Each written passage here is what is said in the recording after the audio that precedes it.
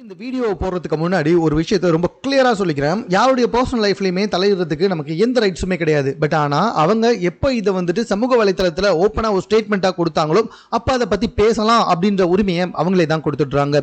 So இதை பற்றி பேச போகிறது ஆல்ரெடி தமிழின் பார்த்து உங்களுக்கு என்ன தெரிஞ்சிருக்கும்.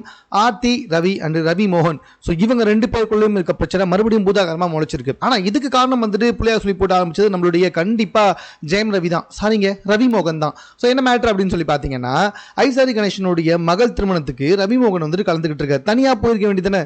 சிங்கர் கெனிஷாவோட கைகோத்து போயிருக்காரு. கெனிஷா வந்துட்டு அவ்வளோ பாதுகாக்கிறன்றது நல்லா தெரியுது. ஸோ கைகோத்து கிட்டத்தட்ட அவங்க ரெண்டு பேரோட ட்ரெஸ் கோடுமே சேமு. ஸோ கையை பிடிச்சி கூட்டிகிட்டு போகிறாரு. ஈவன் ரெண்டு பேருமே ஒரே காரில் தான் வந்திருக்காங்க. ரெண்டு பேருமே ஒரே ட்ரெஸ் போட்டுக்கிட்டு இவங்க ரெண்டு பேருமே மாப்பிள்ளை பொண்ணு மாதிரி வந்துட்டு வந்திருக்காங்க. அண்ட் ஆப்வியஸாக நல்லாவே தெரியுது அவங்க ரெண்டு பேருமே வந்துட்டு ஆஃப்டர் டிவோர்ஸ்க்கு அப்புறமா, ரவி மோகன் திருமணத்துக்கு அப்புறமா, டிவோர்ஸ்க்கு அப்புறமா அவங்க கல்யாணம் பண்ணிக்க போகிறாங்க அப்படின்றது ரொம்ப கிளியராகவே வந்துட்டு தெரியுது. அண்ட் தென் வந்துட்டு பார்த்தீங்கன்னா, இதுக்கு முன்னாடி வந்துட்டு இந்த டிவோர்ஸில், அதாவது ரவி மோகன் மற்றும் ஆர்த்தி அவங்க ரெண்டு பேருடைய டிவோர்ஸில் வந்துட்டு பார்த்தீங்கன்னா, ஆர்த்தி சைட்லேருந்து என்ன பிரச்சனை ரவிமோகன் சைடு கொடுக்கப்பட்டதுன்னா, அவர் வந்துட்டு பேசவே மாட்டுறாரு. அவருக்கு வந்துட்டு வேற ஒருத்தர் கூட, அதாவது கெனிஷா கூட வந்துட்டு மேபி இல்லீகல் ரிலேஷன்ஷிப் இருக்கலாம் அப்படின்ற மாதிரி அவங்க சைடில் சொல்லப்பட்டிருந்துச்சு. பட் ஆனால் ரவிமோகன் தரப்புலேருந்து என்ன சொல்லியிருந்தாங்கன்னா, அவங்க என்ன அடிமை மாதிரி நடத்துகிறாங்க.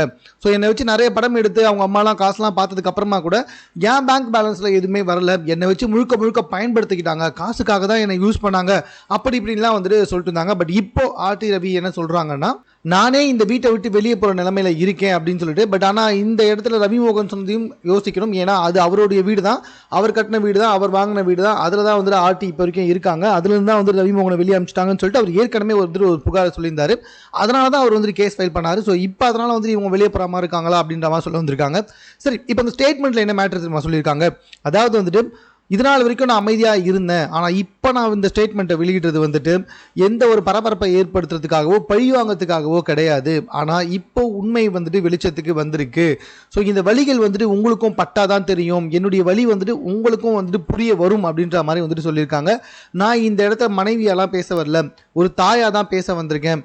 நான் 18 வருஷமாக காதலித்த ஒரு உறவு வந்துட்டு என்னுடைய காதலையும் விட்டு போயிடுச்சு, அதோடைய பொறுப்புல இருந்தும் விட்டு போயிடுச்சு அப்படின்னு சொல்லிட்டு ரவி மோகனை தான் வந்துட்டு சொல்கிறாங்க.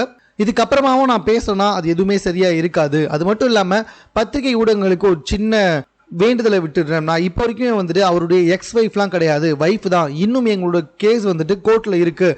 அது ஒரு முடிவுக்கு வரும் வரைக்கும் நான் வந்துட்டு அவருடைய எக்ஸ் ஒய்ஃப்லாம் கிடையாது, ஒய்ஃப் தான். எல்லாத்துக்கும் மேலே வந்துட்டு என்னுடைய இன்ஸ்டாகிராம் பக்கத்தில் அவருடைய பேர் தான் இன்னும் வச்சுருக்கேன், ஆர்டி ரவி அப்படின்னு சொல்லிட்டு. ஸோ அதனால் வந்துட்டு அவருடைய முன்னாள் மனைவின்னு என்னை கூப்பிடாதீங்க அப்படின்னு சொல்லியிருக்காங்க. எனக்கு தெரிஞ்ச வரைக்கும் பார்த்தீங்கன்னா, நேற்று ஐசாரி கணேஷில் வந்துட்டு, ஐசாரி கணேஷுடைய மகள் திருமணத்தில் வந்துட்டு பார்த்தீங்கன்னா, நம்ம ரவி மோகன் மற்றும் கெனிஷா இவங்க ரெண்டு பேருமே கை கோர்த்து வந்தப்போ எல்லாமே பேச ஆரம்பிச்சிட்டாங்க. டே, இதுக்காகத்தான் வந்துட்டு உன்னோட அழகான மனைவியை வந்துட்டு டிவோர்ஸ் பண்ணியா அப்படி இப்படின்னு சொல்லிட்டு. ஸோ பிகாஸ் அவருடைய ஃபேமிலியே ரொம்ப அழகாக க்யூட்டான ஒரு ஃபேமிலின்னு சொல்லலாம். ஸோ இதுக்காக தான் நீ டிவோர்ஸ் பண்ணியா, ஸோ இப்போ உங்கள் ரெண்டு பேருக்குள்ள இருக்க ரிலேஷன்ஷிப் வந்துட்டு ஓப்பனாகவே தெரிய வந்துருச்சு அப்படின்ட்டு அம்மா நிறைய பேர் கமெண்ட் பண்ணாங்க. ஸோ இதை பார்த்து தான் ஆர்டி ரவியுமே வந்துட்டு இப்படி ஒரு ஸ்டேட்மெண்ட்டை வெளிப்படுத்திருக்காங்க. இந்த ஸ்டேட்மெண்ட் தற்போது சமூக வலைத்தளத்தை ரொம்ப வைரலாக பகிரப்பட்டு வந்துகிட்டு இருக்கு. உங்களுக்கு என்ன தோணுது?